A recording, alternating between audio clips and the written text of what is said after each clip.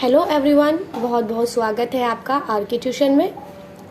आज हम पढ़ेंगे कबीरदास का जीवन परिचय।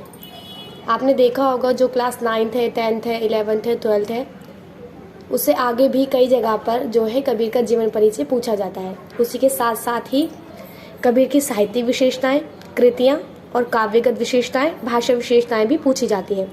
आपके लिए मैंने यहाँ प्रश्न लिख दिया है। प्रश्न इस तरीके से आता है, थोड़े से शब्दों को वो बदल सकते हैं, परंतु जो प्रश्न है वो इसी तरीके से आएगा। कबीर जी का जीवन परिचय बताते हुए साहित्यिक परिचय, कृतियाँ, काव्यगत विशेषताएं और भाषा विशेषताएं बताइए। ठीक है, अब मैं आपको बताती हूँ कि इसमें लिखना किस तरीके से। देखिए, इस तरीके से लिखना होता है।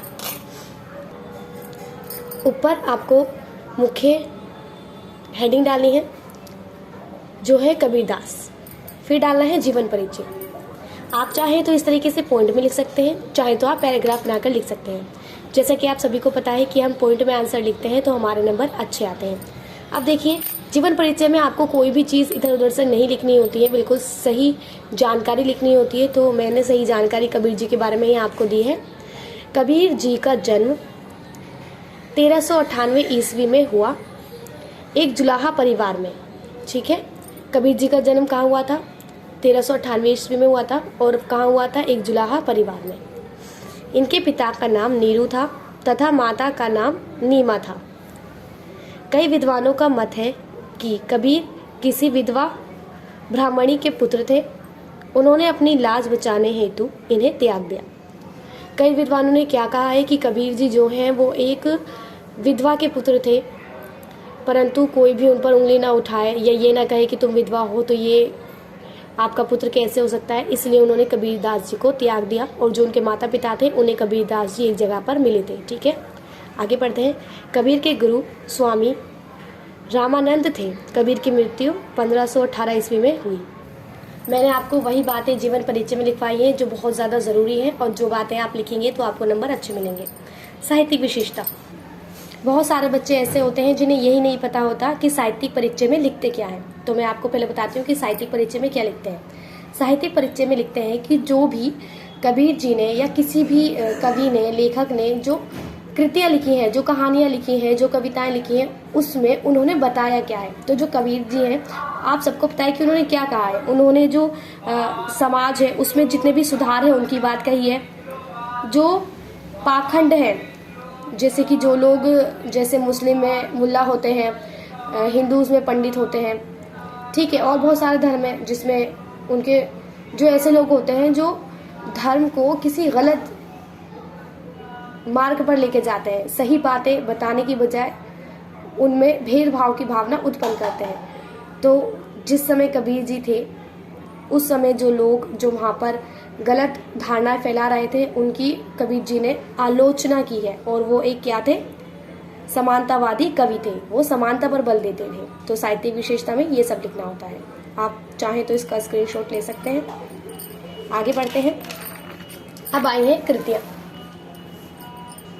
यानी कि कवि की जितनी भी रचनाएं हैं वो किस चीज़ में हमें मिलती है। कबीर की वाणियों का संग्रह बीजक के नाम से प्रसिद्ध है, जिसके 3 भाग हैं। कवि की जितनी भी कृतियां हैं वो बीजक में है, ठीक है, और वो उसके 3 भाग हैं। पहला साखी, जिसमें क्या है? कवि के दोहा छंद है।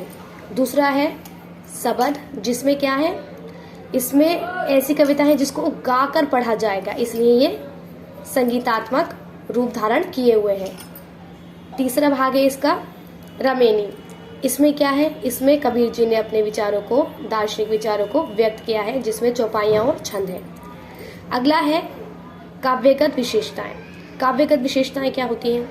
काव्यगत विशेषताएं होती हैं जितने भी कबीर जी ने काव्य लिखे हैं उसमें उन्होंने क्या चीज़ कही है। कबीर जी ने क्या कहा है कि जो ईश्वर है वो निराकार है, ईश्वर का कोई आकार नहीं है। कबीर जी ने ज्ञान प्रदान करने में अहम भूमिका निभाई है ताकि सभी लोगों को जो है ज्ञान मिल सके कि ये सही क्या है और गलत क्या है।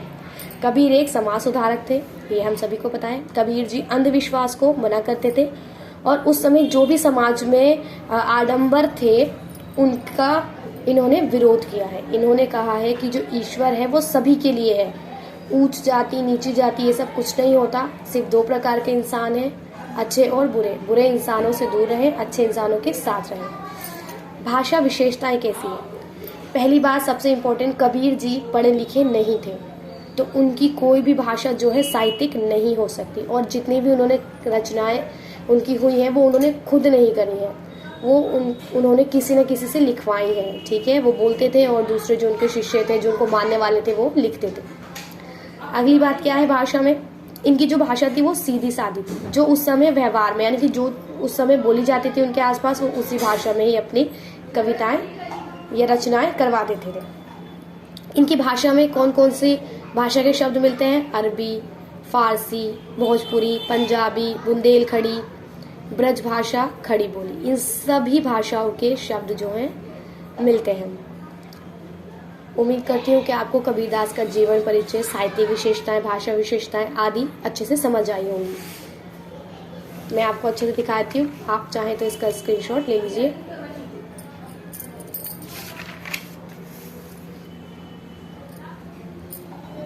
आपको वीडियो पसंद आया हो तो प्लीज़ लाइक करें, शेयर करें जिसको भी कबीरदास का जीवन परिचय जानना है, और सब्सक्राइब करें। ऐसे ही बहुत सारे जीवन परिचय मैं अपने चैनल पर डालने वाली हूँ। Thank you, bye, take care.